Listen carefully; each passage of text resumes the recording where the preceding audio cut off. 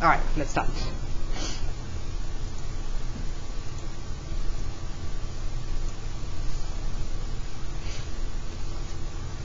Okay, so let's look at this. Let's first, like I said, for now I'll give you the notes and then I'll explain it to you. How do you find it?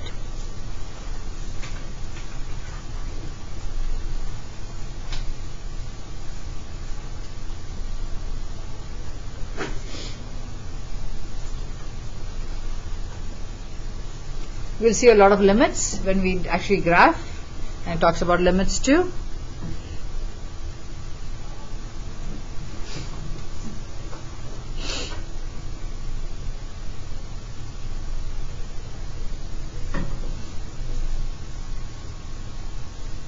Okay, moving it up so we can see the table. The horizontal asymptote, to find the horizontal asymptote, is dependent on the degree of the numerator and the degree of the denominator. What does it mean? So for example, you see in the first one, so they're given 3 different examples. So the first example, what is the degree of my numerator? X is raised to what power? No, that's the denominator. Numerator? 0. X to the power of 0 is, it's just a constant, right? Just a 1. So this is 0, this is 1. That means my numerator degree is less than the denominator degree. Another scenario, x square, just x. Numerator is greater than the denominator, the degree. We're talking about the degree. And then this one, they're both equal, x square, x square. Okay, but it's a lot to remember. I feel it gets really confusing if you're trying to memorize and stuff like that. The easiest thing to do is just look at the first term of the numerator and the first term of the denominator. So what do you get? You get 1 over x. There's nothing more to simplify. There's nothing more to simplify. If what you're left is a rational function, so I'm going to write this down. It's a rational function. If what you're left after all your simplifying is a rational function, then the horizontal asymptote is going to be the default horizontal asymptote of y equals to 0. Always. Always. Okay? So whenever, after simplifying, if you're left with y equals to, if you're left with a rational function, then it's going to be y equals to 0. And it will start making a little more sense because you'll see what you're left with in the other, this one. Same thing. Take the first term of the numerator and the denominator. When you simplify this, what do you get? X squared over x is what? X. Good answer. Everybody good? Everybody clear about that? X squared is x times x over x and x gets out here. What are you left with here? What kind of a function are you left with? What is x? What is y equals to x? Linear. Very good. Excellent. If you're left with something that's linear or quadratic, basically not a rational function,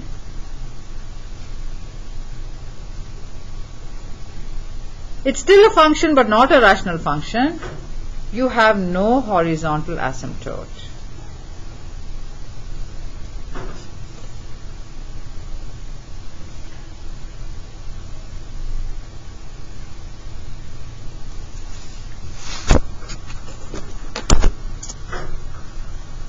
Okay, one more time.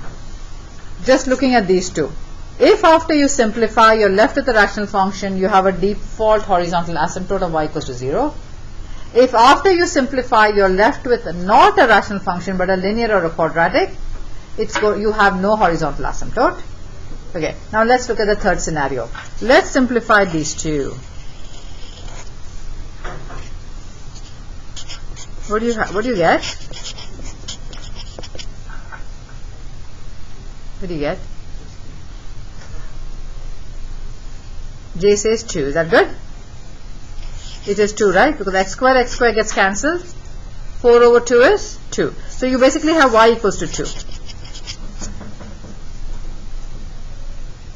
And that is your horizontal asymptote. If you have a number that's left, that number becomes your asymptote. So there are only 3 scenarios.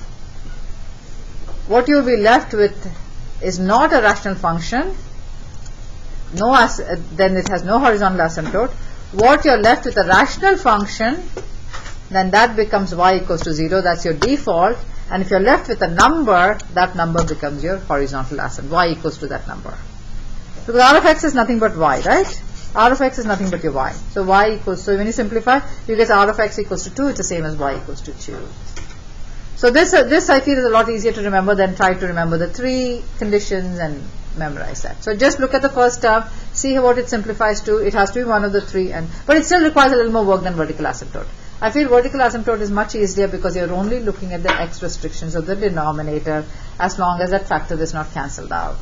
This requires a little bit of work and trying to remember what it is. Okay, can I go to the next page? Is anyone still writing this down? Yes, yeah, sure. Sorry, limits, we'll look at it with the graph. So we'll leave it. It's in the key at any point if you still want to go back and fill in, but I'll explain it with the graph. Yes, Penny, yeah. I missed the first part for number 4 with the limit. I'm sorry? I missed the first half of the page for the limit. For the limits? The previous page? Oh, here, yes, here. Yeah, sure.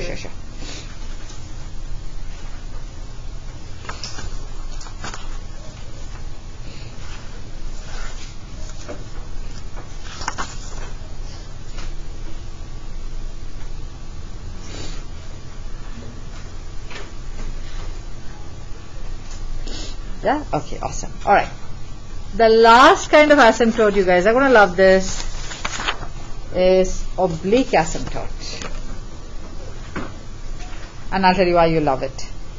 This, when there is no horizontal asymptote, oblique asymptotes exist. So let's write that down. No, you have an oblique. So oblique asymptote is literally an oblique line, non-linear line. Basically, it's a slant. So that's why it's called slant. Instead of calling oblique, let's call it slant.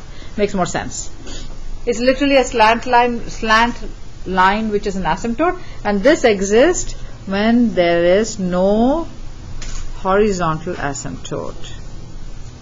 When there is no horizontal asymptote, there will be an oblique or a slant asymptote. Sorry, here we go.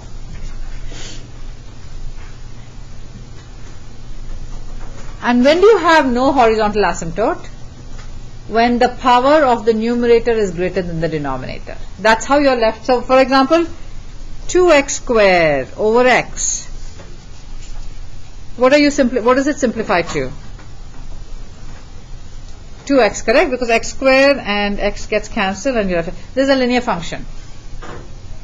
If it is a linear function or a quadratic or any of those things, remember what I said? No horizontal asymptote, because it's not a rational function. So, if the rational function is improper means the power at the top is improper, where the numerator is power, where power is vanishing, power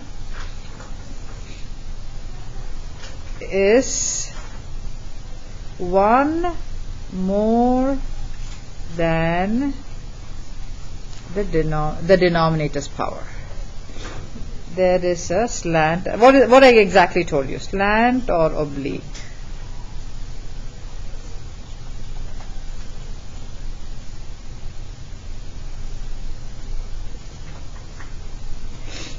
Oh, sorry. Here we go.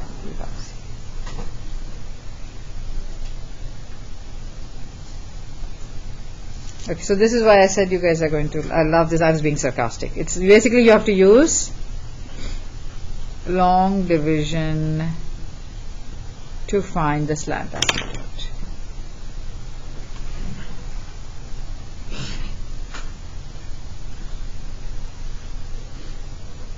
Because the power of the numerator is greater, you can divide.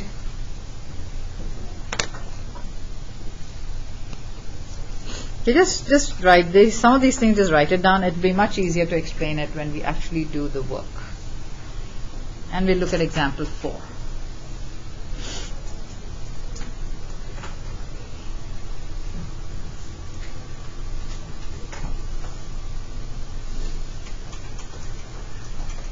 Okay, moving it up. I'm hoping everybody's written at the top. Anybody still needs to write? No? Very good. Okay. Find the oblique asymptote of this. Before you do that, can you tell me if this has a horizontal, okay, can you tell me what the horizontal asymptote is? Looking at the table in the previous, okay, so let's do a review. What is the method to find the horizontal asymptote? What is the method? I have two people who have been giving me answers. Anyone else apart from Madison and Jay? What is the method? We just saw it. What is the method? Go ahead, Claire. We put the first two terms over each other. Exactly, very good. Just take the first two terms and simplify it and see what you're left with. Y equal, and write down the y so it kind of makes more sense. Y equals to 5x4 over x cubed. What does this simplify to? Try to break it. When you're trying to simplify, try to break it up. Try to simplify. So there's a 1 here, right? So 5 over 1. So simplify the whole numbers, and then the. So that way sometimes I feel when you try to do it might get too much. So 5 over 1 is still 5. What is x4 over x cubed? Just x, someone said that. Which is basically y equals 5x. What is y equals to 5x? Linear, excellent. It's a linear equation. It's y equals to x where 5 is the slope, right? 5 is the slope. So which basically means it's linear, therefore it does not have a horizontal asymptote. It does not have a horizontal. Hence it has a slant asymptote. If it does not have a horizontal asymptote, it's going to have a slant asymptote. So how do you find the slant asymptote? You find the slant asymptote by doing the long division. So let's go ahead and divide, use our skills that we learned in our previous unit to do long division. So I'm going to walk you guys through it, just in case you've forgotten. So long division, at least I'm going to help you get started. You write the numerator inside the box, 5x4. I like to put whichever term is missing, I like to put placeholders for that. Plus 0x cubed. I have an x square.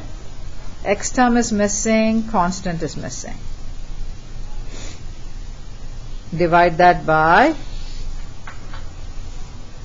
x cubed plus x square minus 4. This one does not need a placeholder. Okay, so what do I multiply by x cubed to get 5x4? That's how you start. Then whatever you get, you multiply all the terms with it.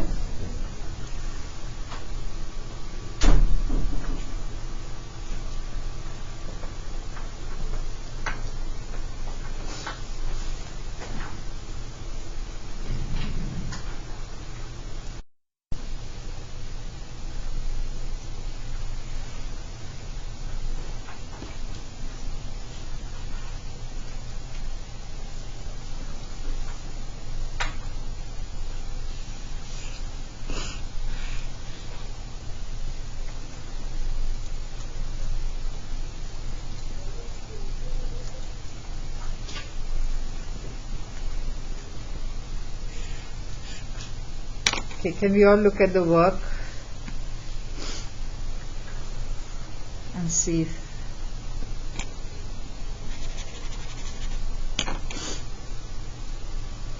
I got 5x minus 5.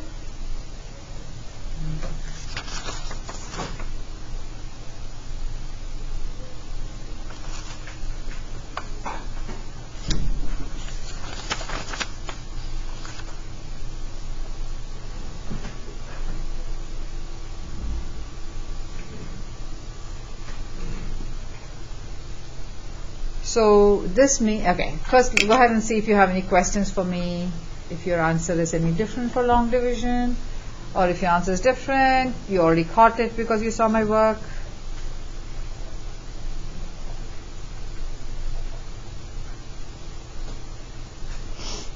So I know we didn't use long division much because we kept using synthetic to factor out last unit. That was our goal, to factor and find solutions, but here it's something else. Here we're doing slant asymptote, which will have power more than 1.